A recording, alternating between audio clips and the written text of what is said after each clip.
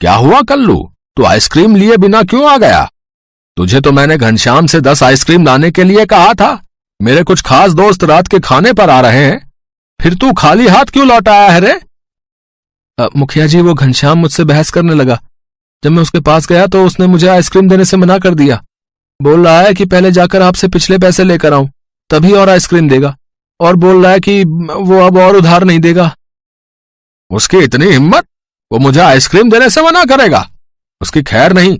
जाओ तुम सब कल सुबह ही मिलकर जाओ और उस घनश्याम का आइसक्रीम का ठेला तोड़ दो। मुखिया जिस घनश्याम की बात कर रहा था वो घनश्याम गांव में आइसक्रीम का ठेला लगाता था। घनश्याम भगवान शिव की बहुत पूजा करता था और रोजाना ठेला लगाने से पहले भगवान शिव के मंदिर जाया करता था। उसके बाद ही काम पर जाता था। अगले दिन जब घनश्याम ठेला लेकर जाने लगा तो रास्ते में वो शिव मंदिर पर रुका और पूजा करने के लिए मंदिर के अंदर चला गया। तभी एक आदमी भागता हुआ उसके पास आया और बोला, अरे घनश्याम भैया, अरे जल्दी बाहर आओ, अरे देखो तुम्हारे आइसक्रीम के ठेले को मुखिया जी के आदमी तोड़ रहे हैं। क्या, मेरा ठेला? हे शिव शंकर, अब मैं क्या करूं? घनश्याम मंदिर के बाहर जाकर देखता है मुखिया के आदमी उसका सारा ठेला तोड़ देते हैं। घनश्याम की सारी आइसक्रीम जमीन पर गिर जाती है। पूरा ठेला टूट चुका था। निराश होकर घर लौट आता है। हे शिव शंकर, ये मेरे साथ क्या हो गया? मेरा बहुत नुकसान हो गया। अब मैं क्या करूंगा? मेरा तो कितना सामान उधार पर उठाया हुआ था। मैं सब कुछ कैसे करूंगा? मुखिया ने मेरे साथ ऐसा क्यों किया? भगवान, मेरा घर परिवार कैसे चलेगा? मैं कैसे उधार के पैसे चुकाऊंगा? सुनो जी, तुम तो महादेव की इतनी पूजा भक्ति करते हो, फिर उन्होंने तुम्हारी भक्ति का ये फल क्यों दिया? मुखिया को दंड क्यों नहीं दिया? मुखिया जी रोजाना इतनी सारी आइसक्रीम बिना पैसों के ले लेते हैं। आज तक तुमने उन्हें कुछ नहीं बोला, पर आज अपने हक के लिए बोला तो ये सब। तुम तो कहते हो भगवान शंकर अपने भक्तों की मदद के लिए जरूर आते हैं, पर आज तो वो तुम्हारी मदद को आए ही नहीं। अब हम गरीबों की मदद कौन करेगा? वो मुखिया हमारा जीना मुश्किल कर देगा। कौन हमारी सहायता करेगा? हे महादेव, कमला ठीक कह रही है। उस मुखिया के अत्याचारों से बचने का उपाय अब सिर्फ आप ही बता सकते हो। मेरी मदद करो प्रभु। घनश्याम भगवान शिव से प्रार्थना करने लगा। अगले दिन कुछ जुड़े हुए रुपयों से घनश्याम ने आइसक्रीम का ठेला लगाया। वो डरा हुआ था, पर मन ही मन वो शिव जी को भी याद कर रहा था। तभी कोई द्वार पर आया। भैया जी, मैं बड़ी दूर से आया हूं। काम की तलाश में निकला था, पर यहां किसी ने भी कोई काम नहीं दिया। आपके पास कोई काम मिल जाए तो बड़ा उपकार होगा। मैं तो खुद परेशान हूं भाई, मैं भला तुम्हें क्या ही काम दूंगा। सुनो, एक से भले दो। तुम इसे अपने साथ काम पर ले जाओ। देखने में भी लंबा चौड़ा हट्टा कट्टा है। अगर मुखिया के आदमी परेशान करने आए तो हो सकता है उन्हें हटाने में ये तुम्हारी कुछ मदद कर दे।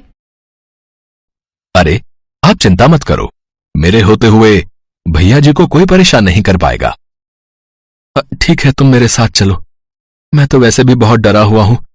कोशिश करना वो बदमाश मेरी आइसक्रीम के ठेले को कोई नुकसान न पहुंचाए। घनश्याम जैसे ही बाजार पहुंचता है, मुखिया के आदमी वहां आ जाते हैं। क्यों बे, कल की हालत भूल गया जो हमने तेरे साथ की थी? तू यहाँ बाजार में अगर ठेला खड़ा करेगा तो मुखिया जी ने कहा है हमें मुफ्त में आइसक्रीम तुझे देनी ही पड़ेगी, वरना हम तुझे यहाँ बाजार में खड़ा तो नहीं होने देंगे। मुखिया जी को बोलो ये कोई तरीका नहीं है। मैं मेहनत की रोटी कमाता हूं, मैं उन्हें मुफ्त में रोजाना आइसक्रीम क्यों दूं? मुझे भी अपना घर चलाना है, ऐसा कहीं नहीं होता है। अब जाओ, मुझे अपना काम करने दो। पहले ही तुमने कल मेरा बहुत नुकसान कर दिया है। बड़ी मुश्किल से उधार के पैसे लेकर आज ठेला लगाया है। कल्लू भाई, इसकी तो जुबान बहुत लंबी होती जा रही है।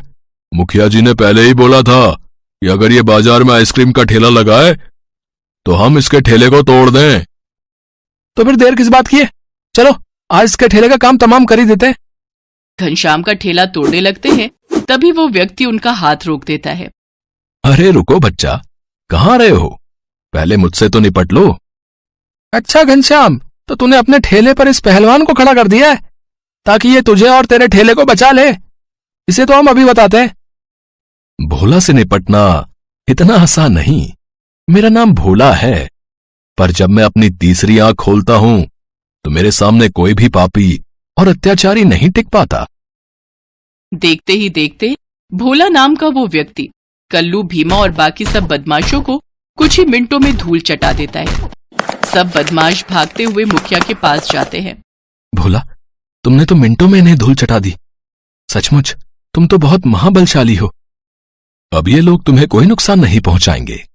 जब तक मैं इस ठेले पर खड़ा हूं, ये तुम्हारे आइसक्रीम के ठेले को छू भी नहीं सकते। बदमाश मुखिया को सारी बात बताते हैं। मुखिया जी, वो बहुत ताकतवर है, भोला नाम है उसका, उसके आगे हम टिक ही नहीं सकते। अब आप आइसक्रीम मुफ्त में खाना भूल जाओ, अब तो आपको पैसे देकर ही घनश्याम से आइसक्रीम मिलेगी। अरे तुम चिंता मत करो, मैंने अपने दोस्त रामलाल से उसके गुंडों को यहां बुलवाया है। वो बस थोड़ी देर में आते ही होंगे। तुम सबके बस का कुछ नहीं है भाई। तुम तो जाओ और घर में चूड़ियां पहनकर बैठ जाओ। बड़े आए कहने वाले कि मैं पैसों में आइसक्रीम खा लूं। मुखिया दूसरे गांव के बड़े बदमाशों को बुलाता है और उनके साथ घनश्याम के ठेले पर पहुंचता है। चलो लड़कों, सारी की सारी आइसक्रीम उठा लो और घर ले चलो। कोई आइसक्रीम नहीं बिकेगी यहाँ, ये मेरा हुक्म है। अरे मुखिया, पहले पैसे तो दो, बिना पैसों के एक भी आइसक्रीम नहीं मिलेगी। अरे देख क्या रहे हो, पीट दो इन दोनों को। भोला, मेरी वजह से तुम्हें चोट आई, ये मुझे अच्छा नहीं लगेगा। इन्हें आइसक्रीम ले जाने दो। भोला, ये बहुत सारे गुंडे हैं, तुम अकेले इनका कैसे मुकाबला करोगे? अरे चिंता मत करो, मुझे कुछ नहीं होगा। मैं इनके किए की सजा इन्हें देकर ही मानूंगा। कुछ ही देर में भोला सारे बदमाशों को ढेर कर देता है। सब भोला से माफी मांगकर भाग जाते हैं। मुखिया भी घबरा जाता है कि आखिर भोला में इतनी शक्ति कैसे है। घनश्याम अब तक समझ चुका था कि हो ना हो ये उसके शिव शंकर ही हैं। मैंने आपको पहचान लिया है। आप कोई साधारण इंसान नहीं, आप मेरे शिव शंकर हैं। अपने रूप में आइए प्रभु। आपने इन सबको दंड देकर मेरे ऊपर बहुत कृपा की है। तभी भगवान शिव अपने रूप में आते हैं। उन्हें देखकर मुखिया उनसे माफी मांगता है। मुझे माफ कर दो महादेव, जिसके साथ भगवान है उसका तो कोई बाल भी बांका नहीं कर सकता। घनश्याम, मुझे माफ कर दो प्रभु, मुझ ना समझ को माफ कर दो। जब भी कोई मेरे भक्तों को कष्ट देता है, मैं उसे उसके किए का दंड अवश्य देता हूं। आज तो मैं तुम्हें क्षमा कर रहा हूं, पर आज के बाद कभी भी तुमने मेरे किसी भी भक्त को कष्ट पहुंचाया तो फिर तुम्हें मेरे क्रोध से कोई नहीं बचा पाएगा। जो ईमानदारी के रास्ते पर चलते हैं वो मुझे अति प्रिय हैं, और जो झूठ छल कपट से जीवन जीते हैं उन्हें मेरे द्वारा दंड अवश्य मिलता है। भोला मेरा सच्चा भक्त है, तुमने उसको दर्द पहुंचाकर मुझे कष्ट दिया है। मैं जानता था प्रभु, आप मेरी मदद को जरूर आएंगे। मुझे आप पर विश्वास था कि आप मुझे कष्ट नहीं होने देंगे, और आपको उस रूप में मैं पहचान नहीं पाया। महादेव, आपकी सदा ही जय हो। जय भोले बाबा। इसके पश्चात शिव जी अंतर्ध्यान हो जाते हैं। घनश्याम, ये लो, अब तक मैंने तुम्हारी जितनी भी आइसक्रीम ली है और तुम्हारा जो भी नुकसान हुआ है ये उसके पैसे हैं भाई, ये तुम अपने पास रखो। आज के बाद मेरे कारण तुम्हें कभी कोई परेशानी नहीं होगी, क्योंकि तुम भोले बाबा के भक्त हो, सच्चे भक्त। तुम्हारा कोई बाल भी बांका नहीं कर सकता। आराम से तुम अपनी आइसक्रीम का ठेला लगाओ, मैं चलता हूं। उस दिन के बाद घनश्याम को कभी भी कोई कष्ट नहीं हुआ। भोलेनाथ की कृपा से घनश्याम का काम बहुत अच्छा चलने लगा। अब मुखिया भी उसे कुछ नहीं कहता था, बल्कि कभी कभी जब वो आइसक्रीम मंगवाता तो उसके दाम साथ में भेजता। भगवान शिव की कृपा से घनश्याम की सारी परेशानियां दूर हो गई। शिवपुरी गांव में शारदा नाम की एक गरीब बुजुर्ग महिला अपने बेटे रोशन, बहू गंगा और पोते गुड्डू के साथ रहती थी।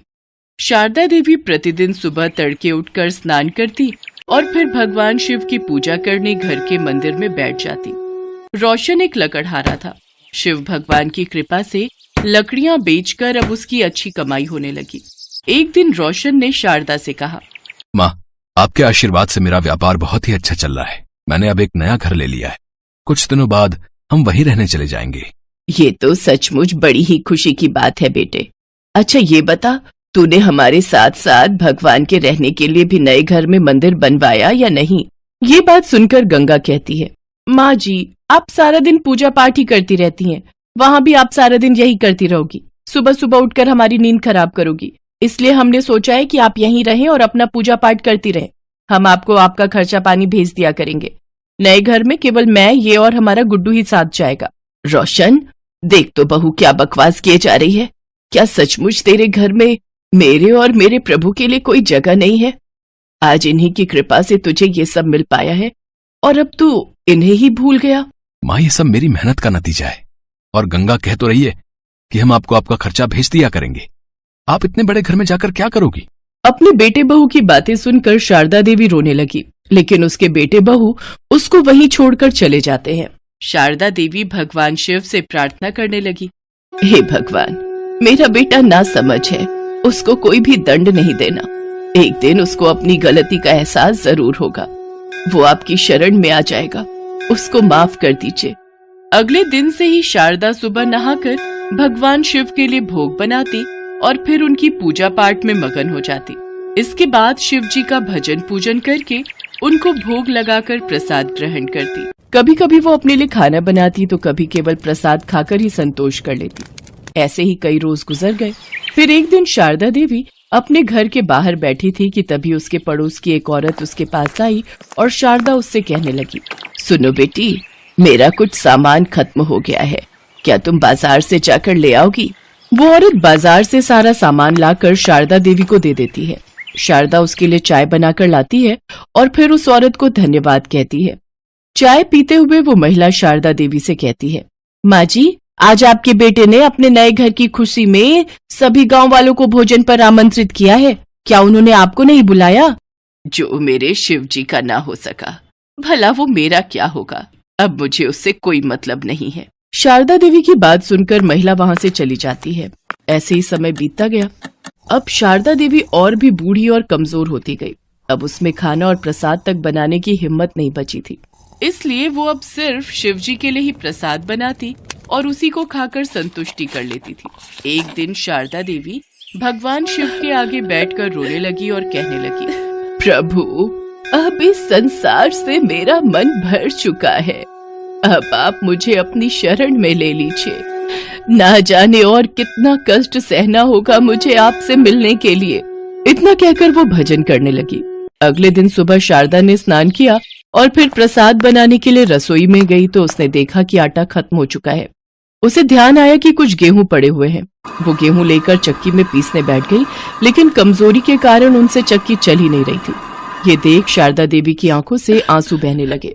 वो कहने लगी, प्रभु, आज मेरा शरीर साथ नहीं दे रहा है, मेरा नियम टूट जाएगा और मेरे शिव जी भूखे रहे, ये मुझसे बर्दाश्त नहीं होगा। मुझे शक्ति दे प्रभु, जिससे कि मैं आपको भोग लगा सकूं। इतना कहकर शारदा देवी ने एक बार फिर कोशिश की और फिर दोबारा कोशिश करके वो हार गई और वो रोने लगी। तभी घर में तेज रोशनी हुई और नीले प्रकाश से पूरा घर भर गया। उन्होंने देखा कि स्वयं भगवान शिव चक्की चला रहे हैं। शारदा उनको देखकर हैरान रह गई। तभी भगवान ने कहा, मैया, क्या देख रही हो? मुझे बहुत जोरों की भूख लगी है, इसमें और गेहूं डालो। शारदा देवी को बिल्कुल भी होश नहीं था। वो रोते रोते चक्की में गेहूं डाल रही थी और भगवान शिव गेहूं पीस रहे थे। फिर जब शारदा देवी को सुध आई तो भगवान शिव गेहूं पीस चुके थे। इसके बाद शिव जी भगवान ने कहा, मैया, आज आपकी तपस्या सफल हुई, मांगो, आपको क्या मांगना है? मुझे अपने चरणों में स्थान दे दीजिए प्रभु, मुझे और कुछ नहीं चाहिए। भगवान शिव ने उसे आशीर्वाद दिया तो शारदा देवी पहले जैसी स्वस्थ हो गई। शारदा देवी ने उनके लिए हलवा बनाकर उनको भोग लगाया। भगवान शिव ने भोग खाया और कहा, मैया, मेरा पेट भर गया आपके भोग से। अभी आपका इस संसार में कुछ समय बाकी है, उसके बाद ही आपको स्वर्ग लोक की प्राप्ति होगी। आज से तुम्हें यहाँ कोई कष्ट नहीं होगा। इतना कहकर वो अंतर ध्यान हो गए। तभी उसका छोटा सा घर बड़े से महल में बदल गया और घर में धन धान्य के भंडार भर गए और भगवान की कृपा से उसके घर में नौकर चाकर काम करने लगे।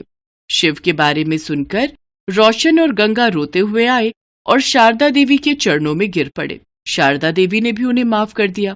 अब वे सभी साथ साथ रहकर भगवान शिव का गुणगान करने लगे।